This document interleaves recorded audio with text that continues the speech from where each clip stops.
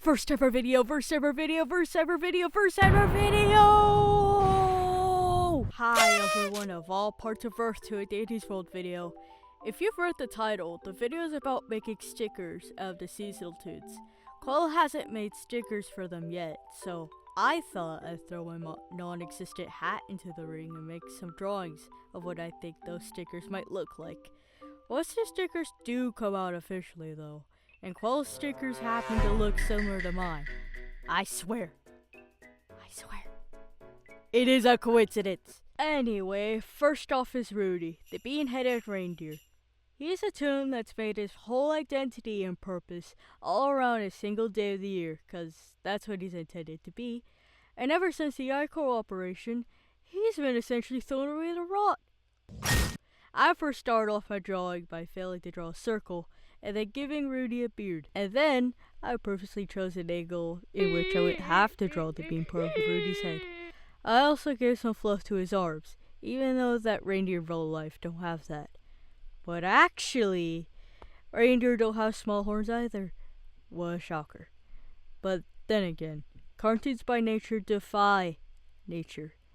Anywho, in this sticker, Rudy's enthusiastically cheering up and saying, "Merry Christmas!"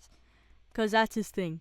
And since Christmas is primarily red and green, I decided to make Rudy blue. And then, once I made Rudy blue, that allows the red and green lighting on the sides of Rudy to stand out. But then it looked ugly on his eyes and mildew corn-colored teeth that are definitely full of cavities. Probably sad a dentist soon to deal with that. So I removed it there, which in the terms my awful high school art teachers described it as emphasis.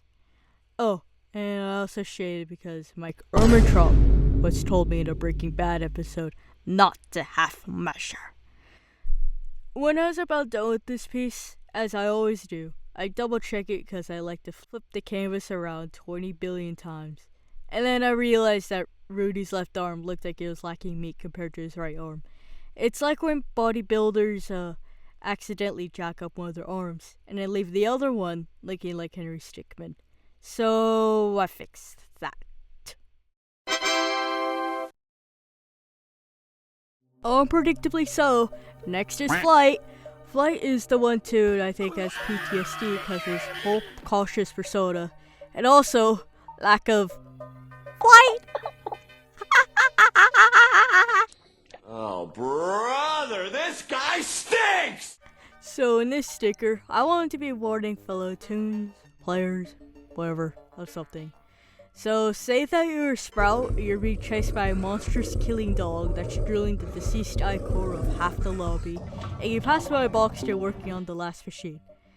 Now, deep down inside your Dandy's World brain, a lot of players really love to give the twisted hugs and shows of earnest affection by running directly into them.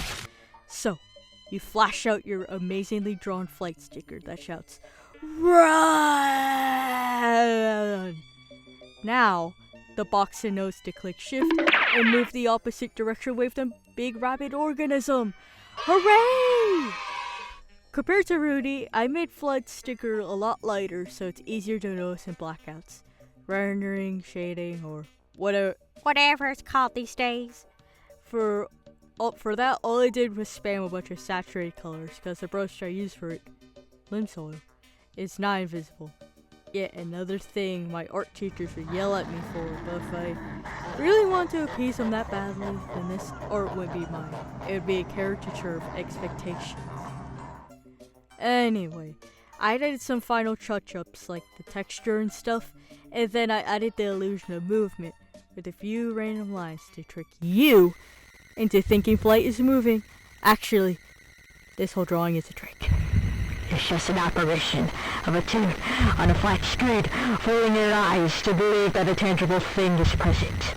You might as well be looking at a barrage of pixels. Oh wait, the drawing is done. Cole is the next toon I had a readily available idea for, so she's next. Cole looks like the type of toon to sit on a root beer flavored Olipop stained couch while watching TV all day, with that whole angry resting face and stuff. Because of that, I believe if Cole was a Bobbit's dog, then Cole probably wouldn't tolerate carrying around all 56 tons of Bobbit's luggage all across Mount Silver in that one looping animation. So why not let her sleep? Night-night. For the life of me, I spent most of this time having cardiac collapse over the fact that I chose a perspective that wasn't the dreaded 3/4, and now I need a reference. So I ended up bringing in that emergency screenshot. Also, this sticker is all not about Cole sleeping. It's a sticker for when you're AFK. In Dandy's world, when you're AFK, you have a higher mortality rate than sticking your hand in a box full of angry Ebola-infected bats. So, I think that people would remember more to prime up that dang machine if they see this Cole sticker in play. Maybe if Cole wants to spice up the stickers, then she could like add a custom, like a sound effect. For the colors, I went with the old and all reliable blue. Cause if you have doubts about your color choice, just use blue. But since I was in a pink mood, I added in some pink in the front of Cole's head. Head? Front side? I'm not sure if your torso is also your head, and then your arms are also your legs. Wait. Hey, isn't it weird how Arthur and Delilah have purposely made the anatomy as well as the mental capacities of toons different? Toons like Toodles are forever condemned to have the mental state of children, never got to grow up mentally and physically. It's like Ash Ketchum being 10 for 2 decades, except somebody made it that way. Wait, this is all starting to sound like some messed up Neverland Peter Pan shenanigans. Wait, I can make him some good ideas out of this!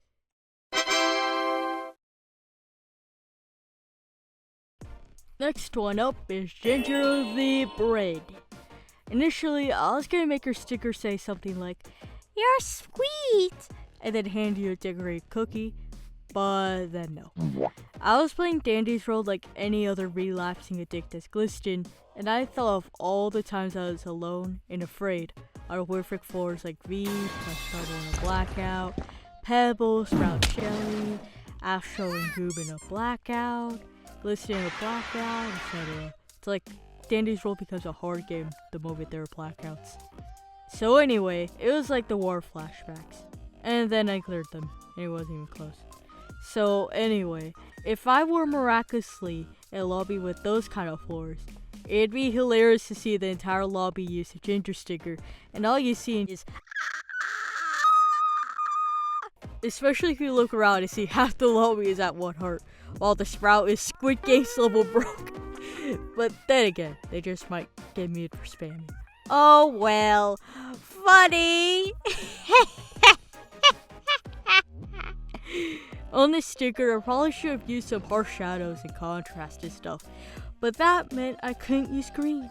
You know, green is my favorite color. It's the color of my profile picture. The banner, my words, the walls are green, my dinner plates are green, my spaghetti is green, I read green eggs and ham each time I go to bed in a bundle of green leaves laced with swollen text. See guys, artists do touch grass. Oh, wait, Ginger. While shading, I realized that there should probably be an extra highlight to break up the brown, which I overdid when she started looking like she had early onset jaundice. Oh, and also her mouth is brown because she's a walking cookie, and it'd be weird if this sentient cookie had a full-on nervous system and tonsils inside her mouth. Yay, drawn done!